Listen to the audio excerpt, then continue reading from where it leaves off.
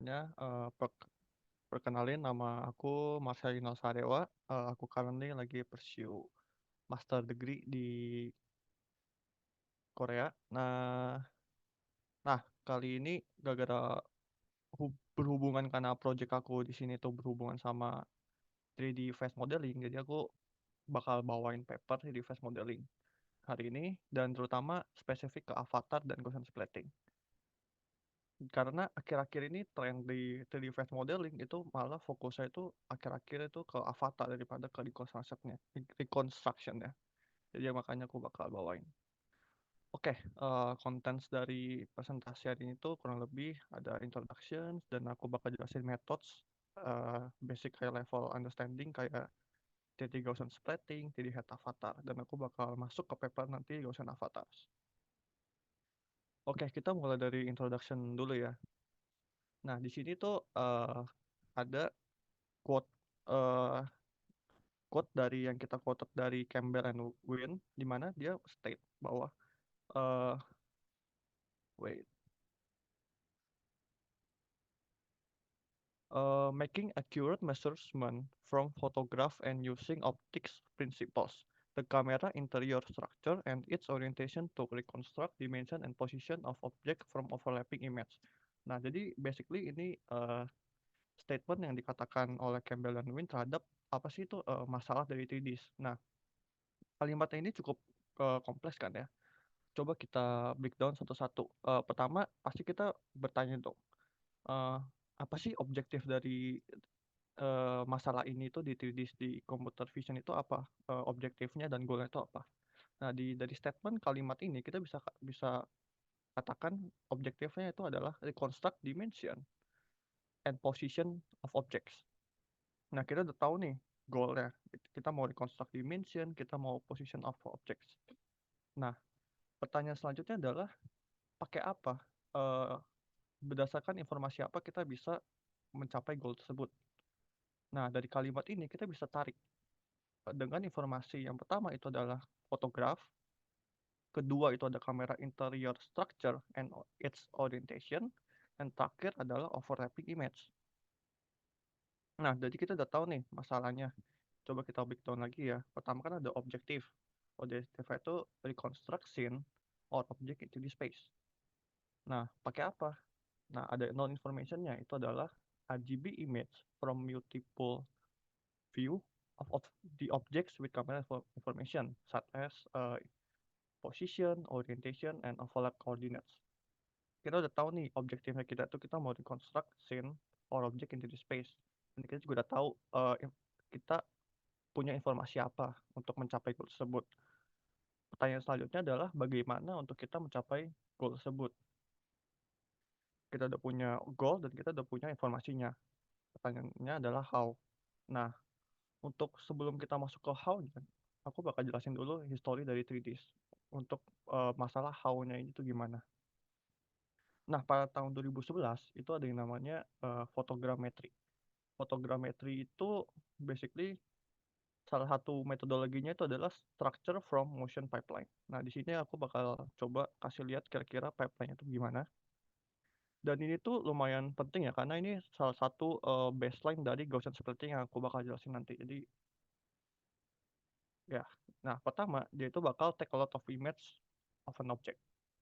Jadi misalnya kita mau ambil gedung ini, kita ambil sebanyak-banyaknya dari beberapa uh, point of view dari gedung ini.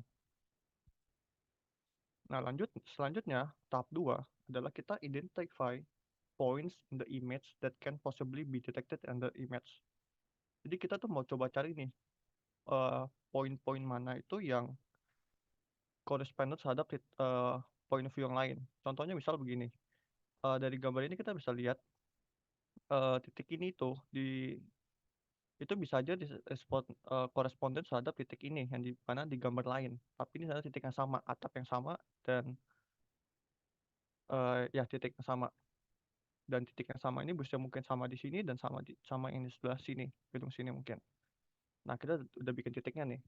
Terus yang poin 3 adalah search for corresponding points in another image. Jadi bakal begini kira-kira. Nah, kita tahu titiknya. Nah, kita bakal, oh, titik yang ini di gambar A itu ternyata corresponding sama titik B yang di sini. Nah, titik B yang di sini itu corresponding terhadap titik C yang di sini. Nah, titik C yang di sini corresponding terhadap titik D yang di nomor gambar 4. Nah, kita udah tahu corresponding points-nya. Tahap keempat adalah kita tuh compute camera positions and 3 points position such that corresponding viewing ray intersect. Jadi tahapnya ini itu basically begini. Nah, jadi kita tahu nih poin yang ini tuh kok dari point view ini tuh poin biru itu corresponding terhadap pixel yang sama di gambar gedung bagian yang sama. Nah, di sini kita bakal tembak ray ray intersect dan kita dapat titik itu sebelah sini di 3 point space-nya. Dan selanjutnya di titik point merah dan titik point hijau. Nah, kita udah dapat nih, dan the following is what you get if you use 670 gambar dari Orebro Castle. Nah, kurang lebih jadi begini, titik-titik doang. Ini namanya point cloud. Nah, kuning-kuning itu adalah posisi di mana gambar itu diambil. Jadi ini ada banyak banget nih, ada hampir puluhan atau mungkin ratusan ya. Nah, tahap selanjutnya adalah kita bisa tuh taruh surface-nya, permukaannya. Itu kira-kira dari tadi poinnya bakal jadi begini. Nah, kita bisa lihat ya, di sini kan datanya itu diambil dari bawah semua. Makanya yang kalau reconstruct adalah itu cuma bagian-bagian yang terlihat doang. Sedangkan bagian atap, bagian sini itu semua missing karena emang dari gambarnya sendiri pun input gambarnya itu udah gak ada informasi tersebut. Nah, kurang lebih uh, pada tahun 2011 itu fotogrametri itu masih sebatas sampai sini. Itu masih banyak limitasinya. Salah satunya itu masih nggak realistic enough. Kedua itu masih sensitive to lighting and condition, dan masih banyak lagi ya sebenarnya, kayak kita sangat-sangat bergantung penuh terhadap input, jadi kita nggak bisa output informasi yang ada di input. Nah, selanjutnya dari fotogrametri itu mulailah muncul yang namanya AI yang neural network, CNN dan lain-lain. Nah, makanya di sini muncul yang namanya NERF pada tahun 2020. NERF itu basically dia, kalau dia di gambar itu kan dia melakukan ray tracing nembak dari nembak ya. Nah, di nembak itu dia menginvolve yang namanya uh, penggunaan neuronal networks. Nah, jadi setiap gambar ini nih di nerve itu misalnya, setiap kita moving around, katakan ini kan dari kamera posisi A, terus kita misalnya pindah ke posisi B yang lebih jauh seperti ini. Itu proses dari A ke B itu pasti ada namanya inference setiap rendering. Dan rendering itu di nerve itu cukup waktu lama. Karena bayangin, setiap kita gerakin kameranya, itu selalu rendering. Yang dimana setiap rendering itu, kita selalu inference di MLP-nya. MLP itu adalah neural network yang dipakai di nerve, multi-layer perceptron. Nah, jadi kekurangan dari nerve sendiri itu adalah dia trouble on real-time rendering. Karena dia sendiri tuh pakai neural network di setiap gambarnya, di setiap ray-nya. Nah, setelah 2020 selesai, itu 2003 muncul yang namanya Gaussian splatting.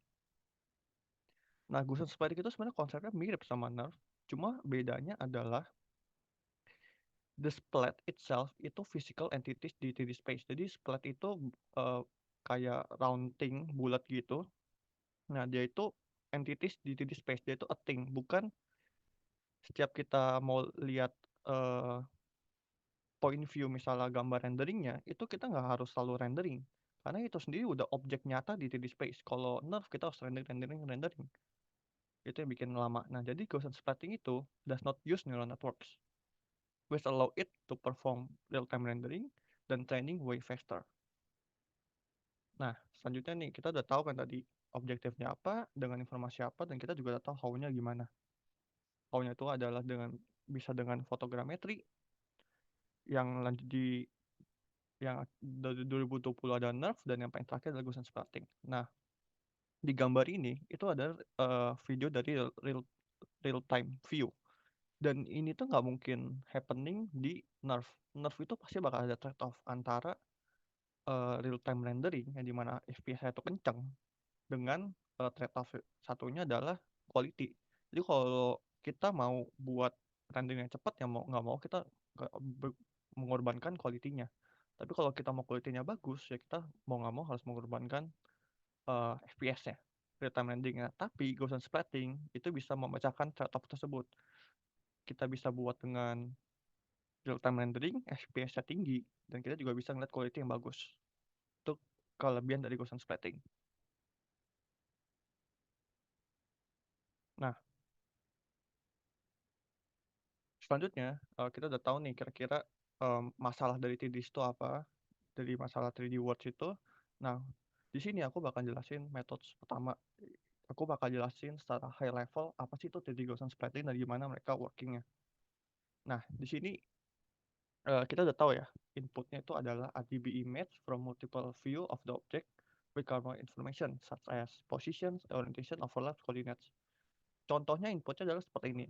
Katakan ini dari point view A, sedangkan nanti ada point view dari B dari kanannya atau kirinya dari point view C. Itu semua jadi inputnya, dan kita pakai SFM points yang tadi aku jelasin di video, yang itu namanya SFM points. Kita bakal generate point clouds-nya. Persis kayak tadi ya. Jadi kita nembak array-nya, corresponding point-nya, jadi image 1, image 2, image 3, image 4. Sorry. Nah, terus di sini kita bisa dapat point cloud-nya. Nah, jadi kurang lebih dari gambar yang sepeda tadi, kita bisa point cloud-nya seperti ini. Nah, setelah kita dapat SFM points, kita dapat nih point clouds-nya di 3D space itu gimana bentuknya. Nah, kita setiap SFM point tersebut, kita menginisialisasi namanya 3D Gaussian di setiap point tersebut. Jadi Gaussian tuh ya bentuknya seperti ini. Bulat, cuma ini kan kita lihat dari 2D point view ya. Cuma ini sebenarnya tuh ya lingkaran yang dimana tuh 3D. Kita bisa lihat ellipse gitu bentuknya. Nah, kita udah tahu nih proses pertamanya itu kita dari SM point, kita inisialisasi dengan 3D Gaussian. Nah, tahap selanjutnya kita melakukan projection. Projection itu basically sebenarnya simple, itu adalah proses dari 3D ke 2D. Jadi kita udah tahu nih, ini kan 3D object. 3D object di 3D space, kita udah ada nih 3D-nya. Terus kita mau projection nih ke 2D. Biar kita bisa lihat, kita bisa compare sama gambar yang 2D itu. Oh nih loh, ground truth itu tuh begini. Kita harus bisa komparasi. Nah, untuk melakukan proses projection, kita butuh ekstra informasi yang namanya kamera. Nah, jadi dengan kita punya informasi kamera dan kita punya informasi 3D Gaussians-nya, 3D ellipse ini, itu seperti contoh gambar di samping ini. Asumsikan triangle ini adalah Gaussian, Gaussian ini, ellipse. Nah, ini ada dua Gaussian ya, berarti ada Gaussian A dan Gaussian B. Yang merah itu A, yang kedua, yang hijau itu B. Nah, kita ada informasi kamera. Oke, kita ada informasi kamera di sini. Kita ngeliat nih dari point view sini, Gaussian splatting itu bentuknya kayak gimana. Kita melakukan projection. Nah, selanjutnya adalah, nah ini itu yang bisa kita katakan adalah hasil dari projection. Kita tuh convert dari 3D, yang ini dari 3D space, dari 2D.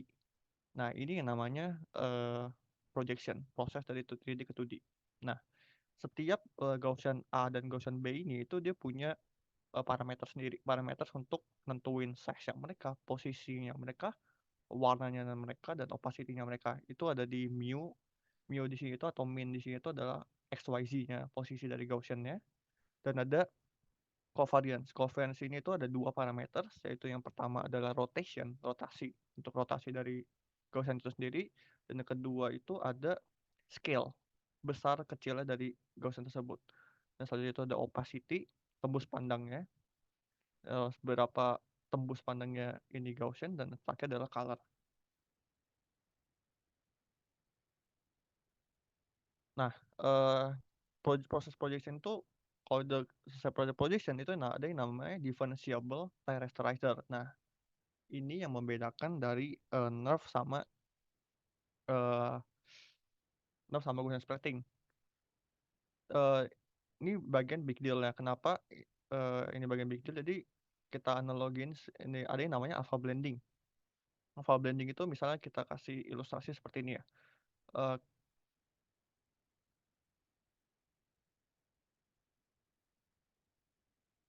Nah, di sini kan kita bisa lihat ini tembus pandang ya. Yang lingkaran biru itu tembus pandang terus kita campur sama yang lingkaran ungu ini. Nah, kita masih bisa lihat warna ungu si lingkaran ungu ini dari kalau walaupun mereka digabung. Walaupun warnanya kan bisa kita lihat ya, ini berubah karena kita campur warna biru dan warna ungu dengan opacity yang mungkin 50% kita katakan. Nah, contoh lain adalah kita taruh kita udah punya hasil ini terus kita ada gambar opacity lagi nih. Dua lingkaran lagi kuning sama hijau. Mereka punya opacity sendiri. Nah, kita gabungin lagi, jadi menjadi warna yang beda lagi nih, yang dimana kalau semuanya intersection. Nah, itu adalah alpha blending. Jadi alpha blending itu bayangin nih, ini ada Gaussian spreading banyak. Terus mereka saling tembus pandangan kita kalau kita shoot ray di sini, katakan kita tembak seperti ini, kan warnanya bisa beda-beda ya. Oh ada warnanya si ungu, oh terus kita ketemu splat yang warnanya biru. Terus nanti warna ending itu jadi apa? Nah, itu yang ditentukan di differentiable terrestrializer. Jadi di sini kita tuh hmm, basically menembak ray di sini, terus kita hmm, lihat kalau 5 splatting, 5 lingkaran ini kita susun, 5 biji kita susun dengan warna yang masing-masing berbeda, itu warna endingnya jadi warna apa. Tapi kan kalau bisa lihat ya, lihat misalnya lingkaran ungu ini kan kita katakan kita mau taruh warna misalnya warna merah di balik lingkaran ungu ini, kita kan nggak bisa lihat ya karena ini opacity-nya itu tinggi banget, jadi ini kita malah kita nggak liatin tembus pandang kan. Nah makanya itu ada namanya, kalau kita lihat di sini itu ada alpha. Alpha ini kita tentuin sebagai opacity, jadi semakin tinggi sumbu Y-nya berarti semakin tinggi opacity-nya. Nah jadi pasti misalnya ini poin A, poin B, poin C, poin D, poin D, F dan seterusnya. Pas kita mau gabungin nih, pas kita gabungin dua poin pertama, oh masih bisa tembus pandang. Oh sampai sini tuh 3, 4, 5, 6, 7, 8 masih tembus pandang. Tiba-tiba ada yang opacity-nya tuh gede banget. Tek sampai sini. Nah, berarti kalau udah sampai sini, poin-poin yang di belakangnya itu tetap dikalkulasi. Tapi kontribusi terhadap warna akhirnya itu nggak begitu besar karena ada nih pembatas si opacity di sini tuh yang Gaussian di sini tuh gede banget kayak si ungu ini. Jadi kita mau taruh warna warna merah sengejreng-ngejrengnya di belakangnya ungu kita nggak bisa lihat karena opacity-nya tuh udah maksimum di sini. Nah, itu jadi gimana kita bisa nentuin warna di Gaussian splitting atau nerf sebenarnya. Ini dari grafik nerf, cuma konsep nerf ini kita angkat juga dengan di Gaussian splitting. Bisa juga. Nah, setelah contohnya tuh seperti ini nih. Ini ketimpa. Oke. Jadi kita menembak ray dari sini. Nah, di sini kita masih bisa lihat nih. Mereka masih rendering gambar warnanya tuh masih jelas. Tapi di setelah titik ini itu udah nggak berubah banyak karena warnanya itu udah pakem di situ. Opacity-nya udah maksimal. Nah, masalahnya dari si eh, nerf sendiri, nerf itu ini gambarnya A ini ada nerf, B-nya adalah jadi Gaussian splitting. Jadi di nerf itu untuk menembak nembak poin-poin ini itu dia melakukan inference. Nah, itu yang membuat eh, nerf itu kenapa berat, kenapa nggak bisa di time rendering, karena setiap kita mau gerakin kameranya, kita mau pindahin posisi point of view-nya, itu bakal rendering terus MLP-nya. Sedangkan kalau Gaussian splitting itu sendiri nggak bakal inference. Kenapa? Karena eh lingkaran ini itu entities yang nyata di 3D space. Jadi Gaussian itu tetap ada terus. Kita mau pindahin ke point view manapun tetap ada nih lingkarannya. Cuman yang mungkin kita bakal kalkulasi itu adalah warnanya. Yang dimana tuh kok secara computational itu nggak begitu heavy. Nggak se-heavy yang Nerf. Nerf jauh lebih heavy karena setiap itu kita bakal ngelakuin MLP. Bayangkan biasa standarnya itu poinnya itu satu ray itu ada 64 atau 128. Jadi ada 128 yang harus kita inference kali total pixel. dan total gambar juga. Jadi itu kan banyak banget ya. Kalau di sini tuh kita mengeliminasi yang namanya inference tersebut. Nah, kita udah tahu nih di tahap differentiable time restoration itu dia ngapain. Kita udah melakukan projection, kita udah melakukan differentiable time restoration, lanjutnya kita jadiin ke image. Nah, setelah kita jadi image itu ada yang namanya gradient flow, balik ke belakang.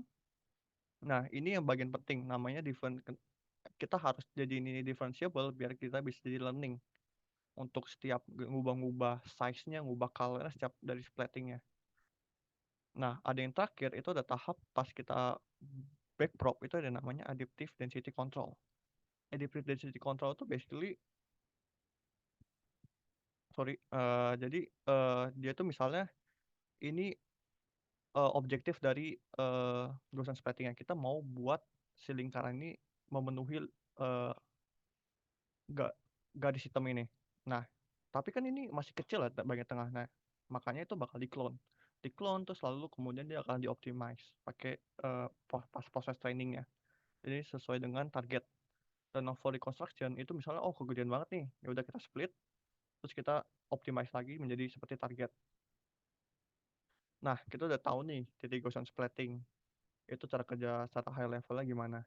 Nah, selanjutnya aku bakal jelasin ke masalah yang lebih dalam lagi, yaitu 3D di mana fokus itu adalah di head.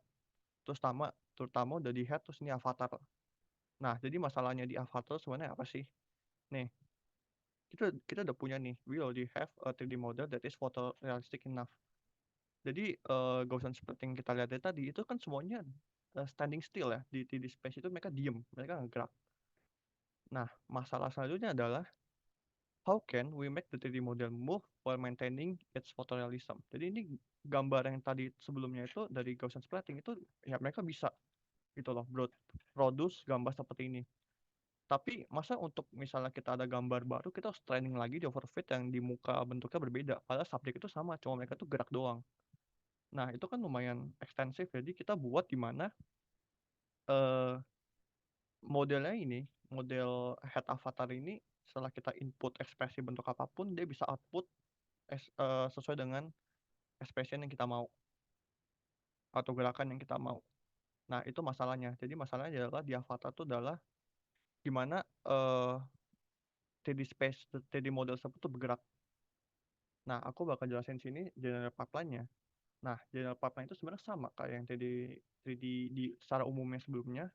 Itu mereka ada 16 multi-view RGB image plus camera information such as overlap coordinate, orientation, dan position. Jadi ini ada gambar dari beberapa multi-view.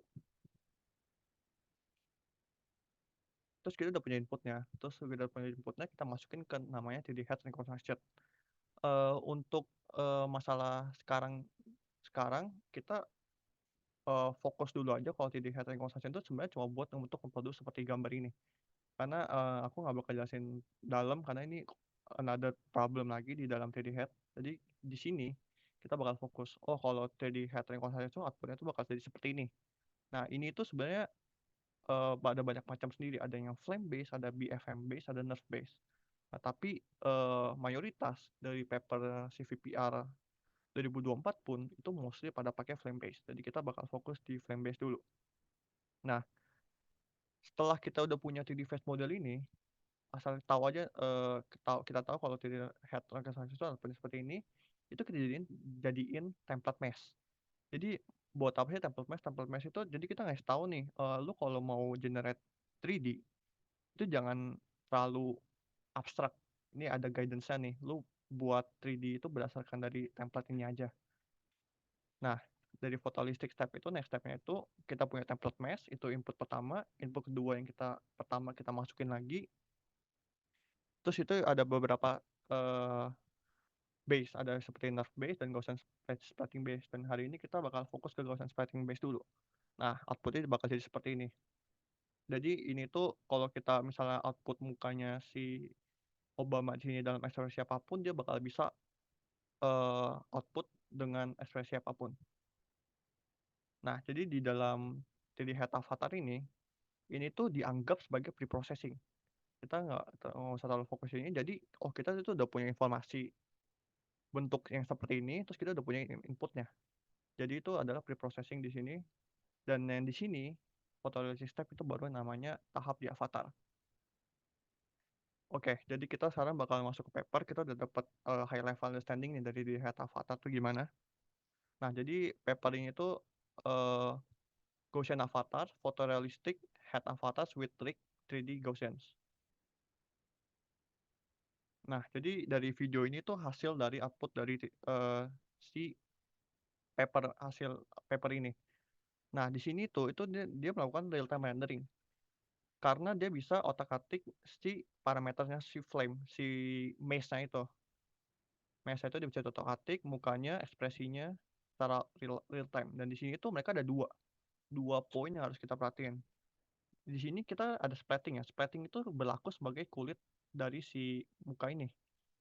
Nah, si mesh-nya itu bagian yang putih-putih ini, yang bagian kayak ada lekukan-lekukan kotak-kotak yang masih kelihatan itu bagian mesh. Jadi kita di sini fokus kedua tersebut.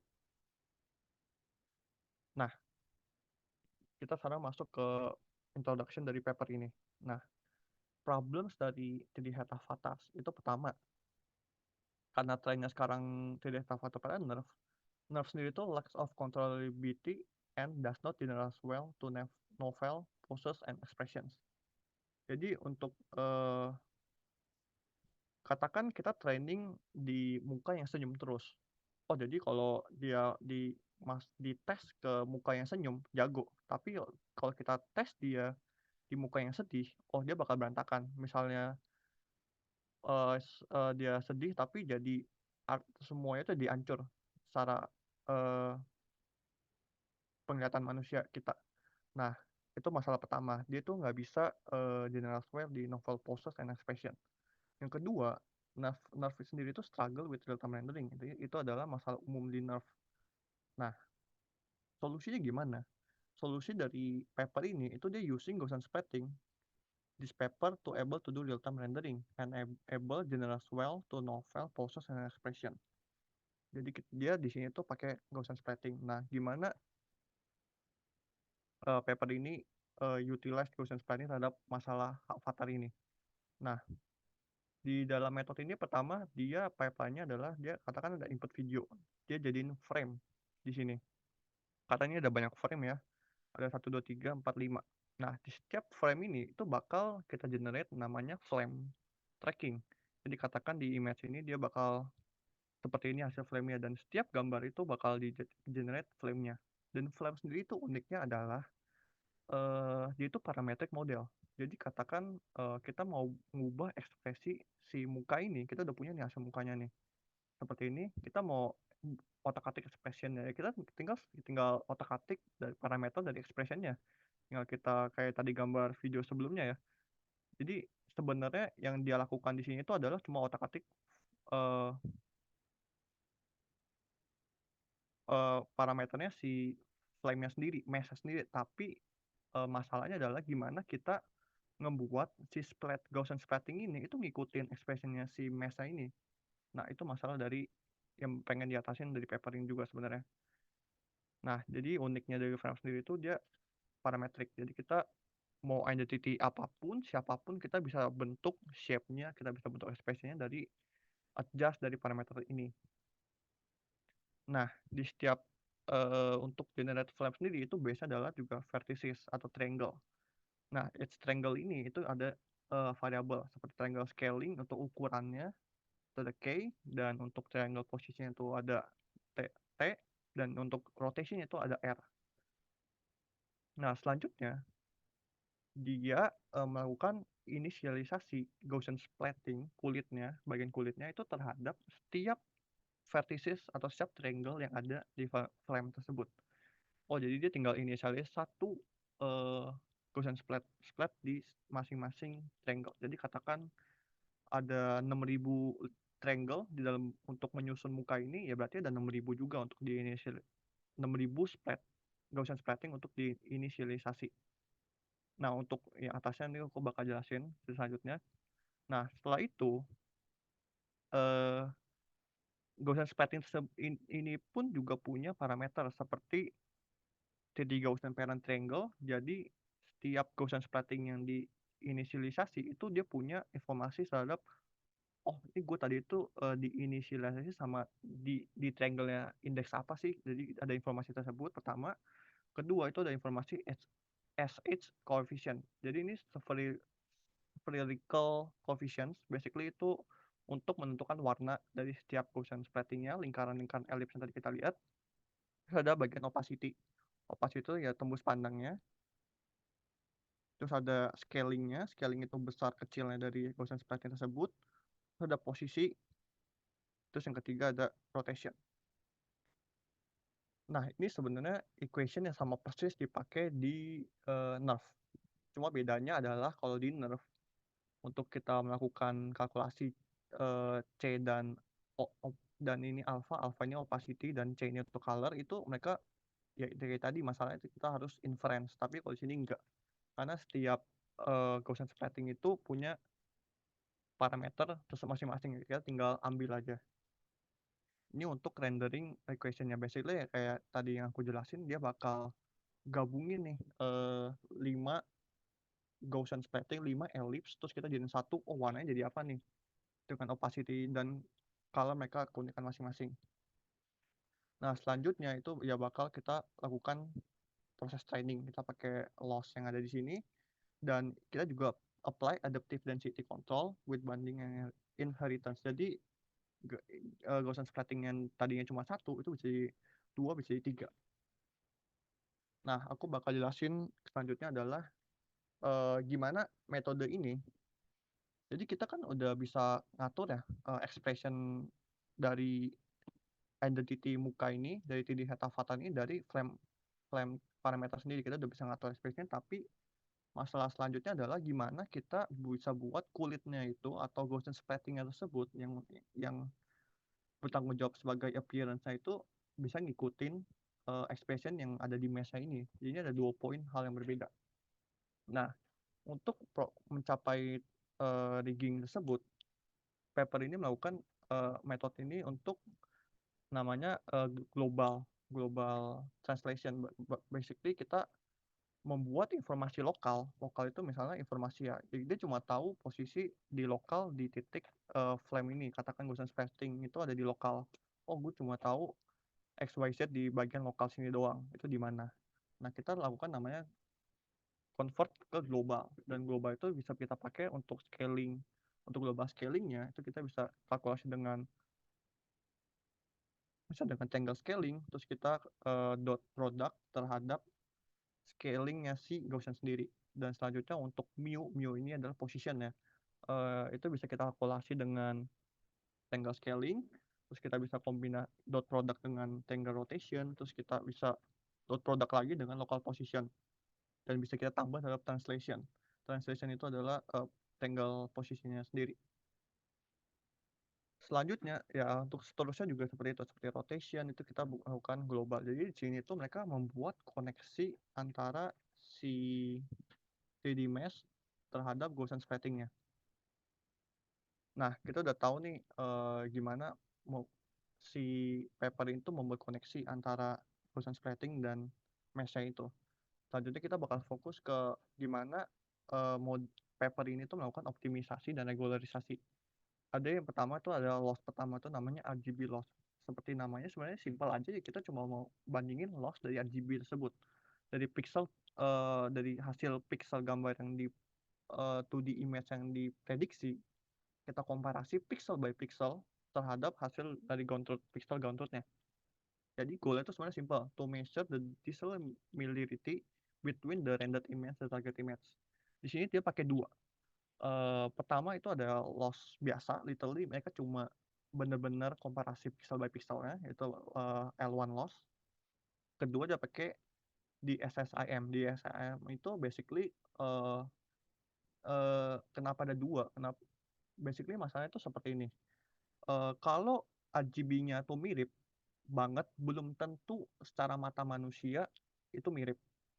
Jadi di sini tuh masalahnya adalah balancing antara dua hal tersebut. Gimana kita buat secara mata manusia itu mirip, dan secara pixel by pixel itu mirip juga. Jadi ini untuk balancing hal tersebut lah. Jadi ini untuk masalah pixel by level, ini di SSIM itu untuk eye level, untuk human eye level. Nah, di sini tuh kontribusi L1 loss itu hampir 80%, karena kan 1 kurang 0,2 itu 0,8 ya, berarti hampir 0,8 dari loss ini, RGB loss itu ada di L1, dan 0,2-nya itu ada di SSIM. Itu loss pertama. Nah, loss kedua itu adalah position loss with threshold.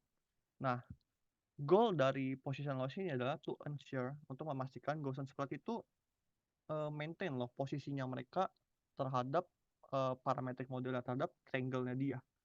Tujuannya buat apa? Misalnya ini ada triangle-nya itu adalah katakan bagian si hidung.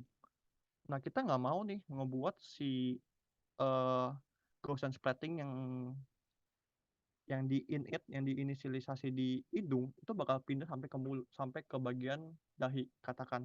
Itu kan kalau untuk produksi secara prediksi, secara minimal loss-nya mungkin itu bagus, secara RGB-nya mungkin bagus, tapi secara pas mereka gerak itu bisa aja jadi aneh, jadi ada artifak, jadi ada error rate yang tinggi. Nah, itu salah satu tujuan untuk position loss-nya. Nah, yang ketiga itu ada scaling loss, to ensure that Gaussian spreading maintain their correct scale relative to the underlying parametric model. Jadi untuk maintain scale-nya. Jadi kita nggak mau scale-nya itu tuh terlalu kecil, karena kalau scale-nya terlalu kecil berarti Gaussian spreading-nya bakal banyak banget, dan hasilnya itu untuk masalah opacity-nya itu bakal repot. Nah, untuk evaluation tadinya sebenarnya ada nanti hasilnya kira-kira kalau tanpa loss scaling gimana, tanpa rotation itu, tanpa position itu gimana. Nah, jadi kita udah punya 3 loss nih. Ada loss RGB, ada loss position, sama loss scaling. Nah, hasil akhir adalah kita gabung semuanya. Jadi sebenarnya kalau kita perhatiin ya, L positionnya sendiri itu kan sebenarnya kontribusinya cuma 0,01 ya, sedikit banget. Sedangkan kalau scaling gede banget. Nah, ya, jadi mereka melakukan lambda untuk setidaknya konsiderasi dikit lah untuk posisinya, nggak boleh terlalu movingnya itu terlalu gede gitu. Nah, ini hasil ablation study-nya. Kalau kita ngilangin position loss itu dia bakal ada artifact seperti ini. Terus kalau kita without scaling loss itu bakal bagian-bagian pundaknya ini kita bisa lihat itu pudar-pudar. Terus untuk scaling threshold-nya itu penting karena ya kayak gini. Jadi terlalu kecil banget. Mereka bisa mendekati 0 scalingnya tuh ya, jadi jelek begini hasilnya, dan ini hasil yang semuanya kalau kita pakai. Nah, kita sekarang masuk ke results-nya. Jadi pertama itu ada results dari cara kita analisa kuantitatifnya. Kuantitatif itu kita bisa lihat dari novel view synthesis. Novel view synthesis itu basically katakan data ini training dari sisi frontal. Dari sisi frontal depan, terus kita mau tes dari sisi kanan bawah 45 derajat ke kanan itu gimana. Nah, untuk self reenactment itu ya basically dengan subjek yang sama, katakan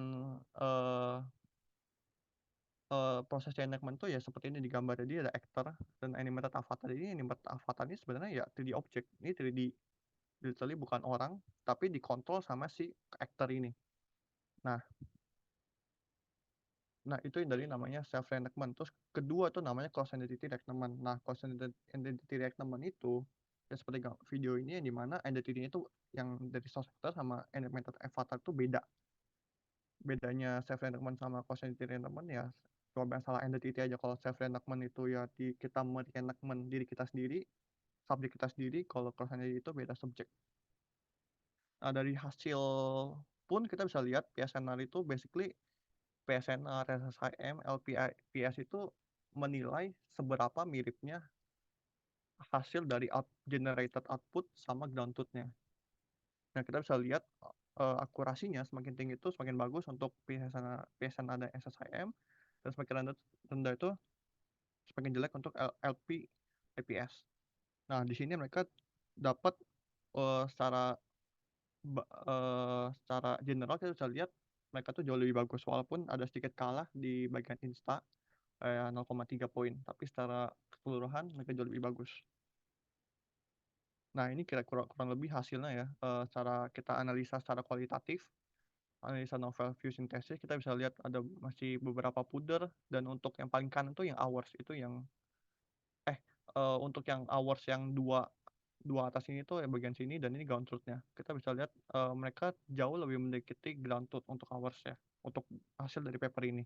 Nah, untuk class identity, pattern-nya itu kan beda ya, subjek itu beda dengan yang targetnya. Nah, kita bisa lihat untuk yang hours tuh jauh lebih bagus dibandingin previous works ya.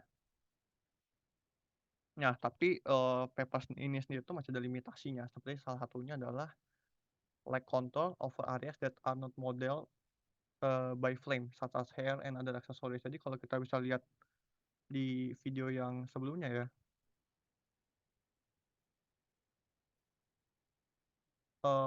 kayak bagian ininya,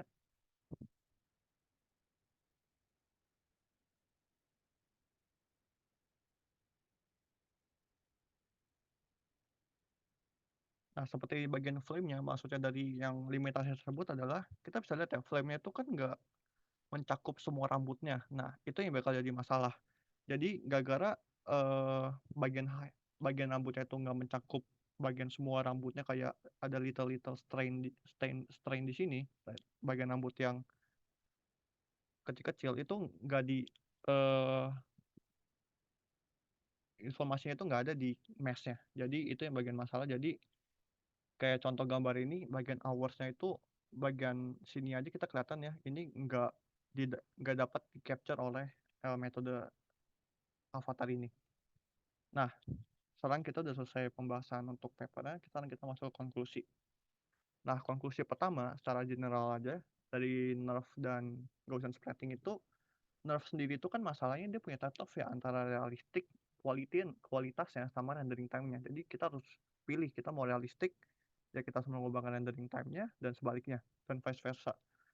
Nah, tapi Gaussian splitting itu bisa completely remove this trade-off, dan dia bisa jauh dia bisa maintain the realistic of objects, dan juga cepet nih real time renderingnya.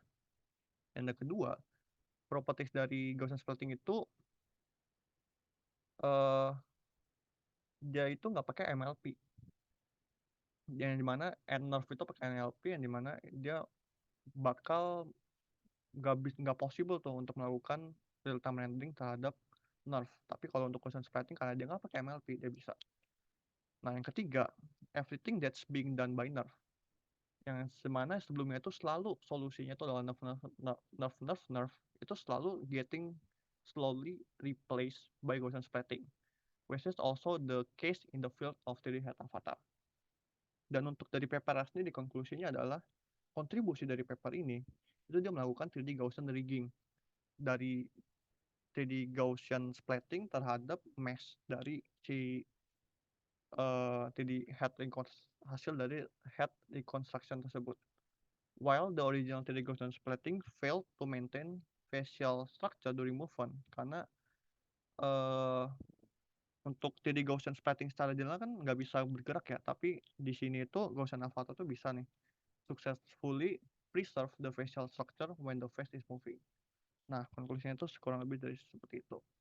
Nah, dari saya kurang lebih ke presentasinya untuk melakukan paper review-nya seperti sekian. Mungkin ada pertanyaan?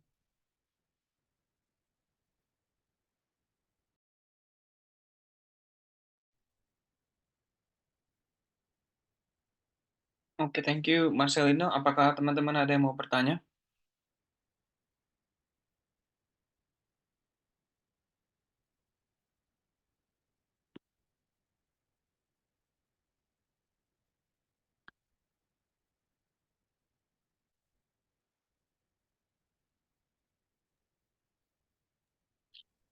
Sel, gua mau nanya Sel.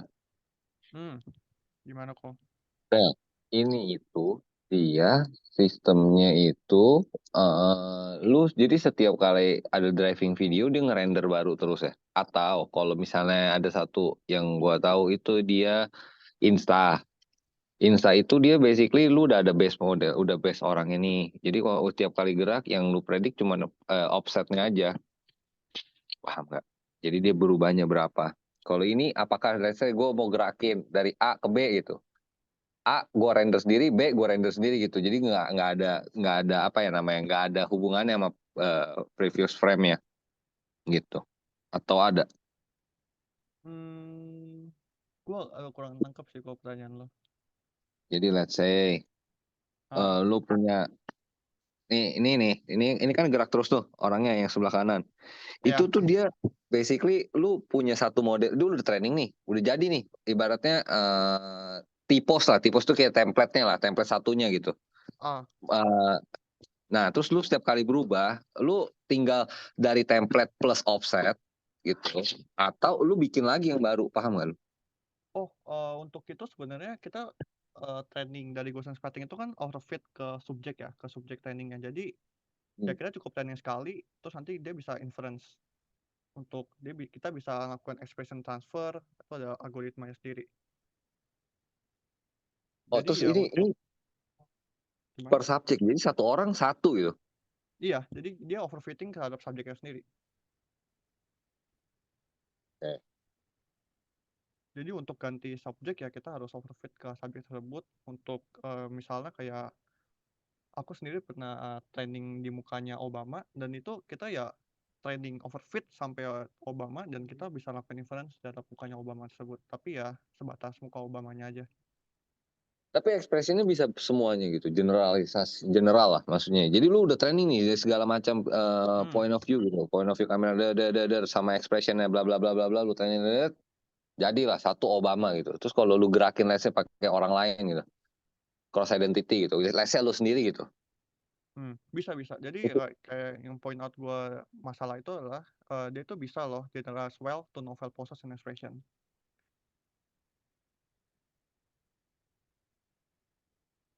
Tapi let's say nih, misalnya lu cuma gerakin bibir lah. Let's say lu posisinya sama, lu gerakin cuma bibir. Berarti dia harus ngerender semuanya full face kan. Nggak bisa lu cuma gerakin let's say bibirnya doang. Ya udah yang bagian itunya doang, yang Gaussian bagian itunya doang yang gerak, nggak bisa, bukan begitu ya konsepnya. Kayak enggak sih Atau kok. dia Jadi benar-benar lu gerak dikit aja nih, tek, lu ngerender lagi satu muka, jet, ganti lagi, set gitu. Lu ngerender lagi satu muka. Paham nggak? Paham kan lu? iya, jadi ya sebenarnya prosesnya adalah ya kita bikin parameter Gaussian tersebut itu overfit ke subjek A. Katakan subjeknya si animated avatar ini. Ya kalau udah kita overfit ya kita tinggal lakukan inference, dia bisa lakukan prediksi mukanya gimana, geraknya gimana, sedengan source sector-nya. Jadi ya kalau mau cuma mulutnya doang, mau nggak mau kita harus tetap training overfit terhadap subjeknya si ini. Trainingnya bakal sama persis, sama mau gimana pun. Kalau untuk mungkin kalau expression transfernya kan kita bisa pakai yang namanya ini ya parameternya si flame. Jadi kita cuma transfer parameternya si flame-nya ini doang dari yang dari source ke target. Lu transfernya bagaimana? Cuma copy aja gitu? eh Atau Codingannya lu ada? untuk sekarang belum, gua udah coba otak-atik itu masih belum lengkap juga, tapi kalau secara papernya sih iya. Jadi tadi cuma bagian parameter expression aja yang dipindahin. Gue ada coba soalnya, tapi gue belum coba yang Gaussian splatting. Gue ada coba waktu itu pakai yang punya grupnya si Michael Black juga ada yang namanya Insa waktu itu. Gue main asal, maksudnya bukan asal sih, gue ganti gitu pakai, let's say gue pakai expressionnya yang flame, ya kan, expressionnya flame, misalnya tapi dari model A gitu. Tuh gue langsung pakai itu nggak bisa, nggak sebagus itu hasilnya. Hasilnya nggak sebagus itu. Jadi gue masih nggak tahu. Udah gitu ada orang yang flame-nya itu kan lu expression itu ada 50 apa 100 gitu. Ada orang yang cuma pakai 15 di awal, ada di tengah gitu-gitu. Itu something yang masih abstrak gitu loh. Gue juga masih inilah, masih belum tahu detail itu value expression itu tuh dari 0 sampai 50 tuh merepresentasikan aku tuh sebenarnya masih gak banyak, gak tahu-tahu banget lah gue. Begitu. Tapi terima kasih Marcel. Oke. Ya kalau dari setidaknya kalau understanding dari papernya dong sih ya mereka bisa katanya ngeklaim bisa general well to novel process and expression, tapi mungkin kalau untuk implementasinya belum bisa dipastikan sih. Thank you Marcel. Oke.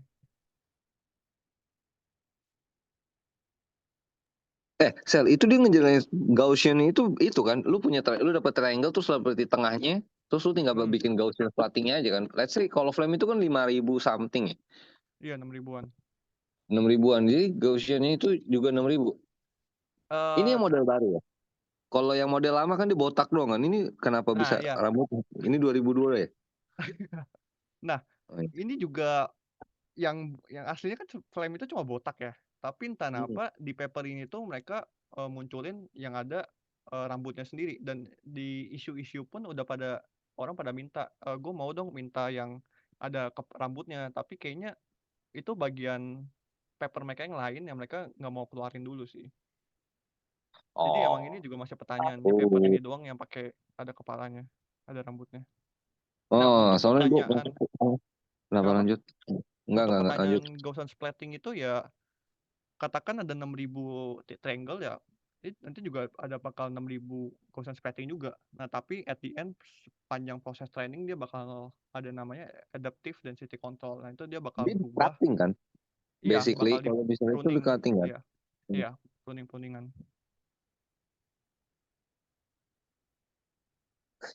Tunggu sebentar. Yang gue bingung, lu kalau misal lu potong nih terus lu gerak, ya nggak? Hmm. Yang dipotong bisa ada lagi gitu disintesis lagi yang baru. Let's say nih, kalau gue mikirnya let's say lu bikin nih 6.000 something lah, 6.000 something yang belum ke training lah. Terus lu gerakin gitu. Terus selama training berjalan tuh lu kan ngangkat gitu. Tapi ada satu titik yang lu coba generate novel view gitu. Tapi Gaussiannya let's say nggak cukup gitu. Nggak mungkin ya. Terus disintesis baru gitu. Nggak mungkin ya. Untuk proses inference kalau udah ke training nggak mungkin sih, dia nggak mungkin ada adaptive lagi. Dan ini setiap Gaussian itu ada parent triangle, jadi dia nggak mau Gaussian splatting ini itu, katakan yang diinisialisasi di hidung itu bakal jauh banget sampai ke gerak sampai ke jaringan jidat itu, karena kalau kita pakai novel expression, novel poses itu bakal rusak. Jadi setiap mereka generate katakan indeks 1, dia bakal di pruning. Nah, itu bakal dua Gaussian splatting itu punya indeks 1 juga. Menjawab Ya cukup. oke. Ya cukup. Gue mungkin belum terlalu gimana sama Gaussian Platin, tapi cukup kebayang lah. Ya, thank you Sel. Oke. Dari yang lain ada pertanyaan?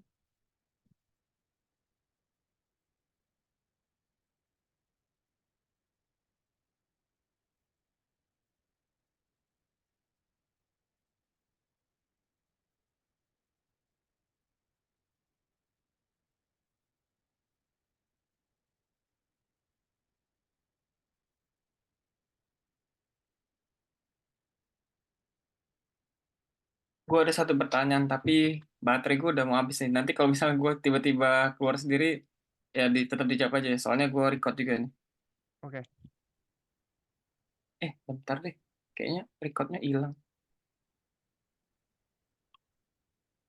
Jos, lu bisa record gak, Jos?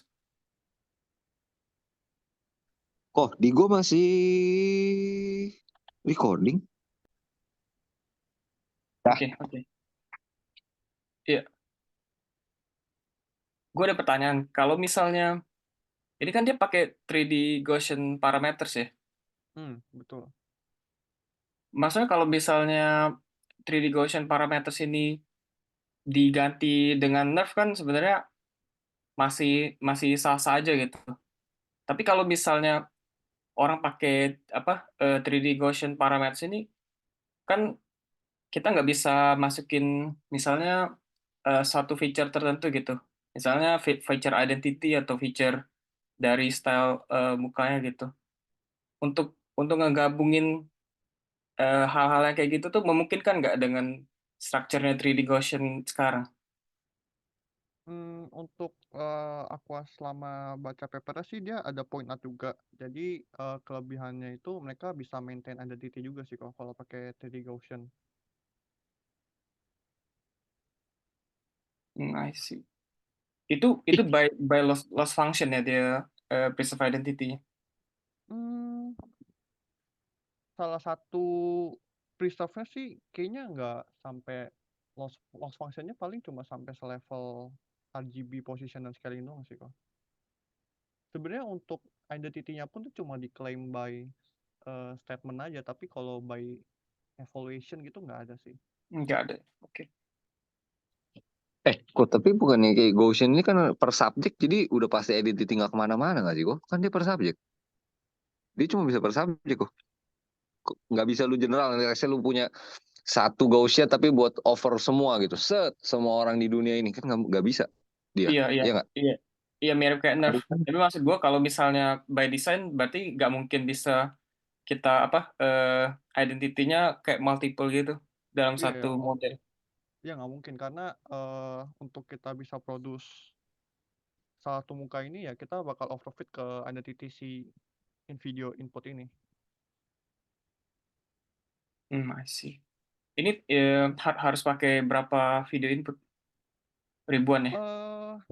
Frames-nya. Terakhir aku tes itu beberapa aku pernah tes kayak bukan di metode yang ini tapi di metode yang lain, Gaussian splitting juga di CVPR 2024 juga. Itu dia ada 1000 frames dia masih oke, tapi untuk kalau mau maksimal banget tuh kadang 1300 ke atas. Tapi kalau udah nyentuh 500 frame dia udah jelek. I see.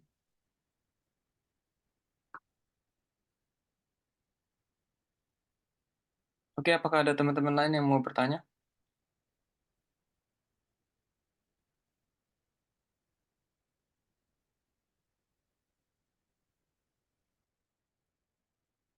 Oke, baiklah kalau tidak ada, terima kasih untuk Marcel yang sudah mempresentasikan tentang Gaussian Avatar.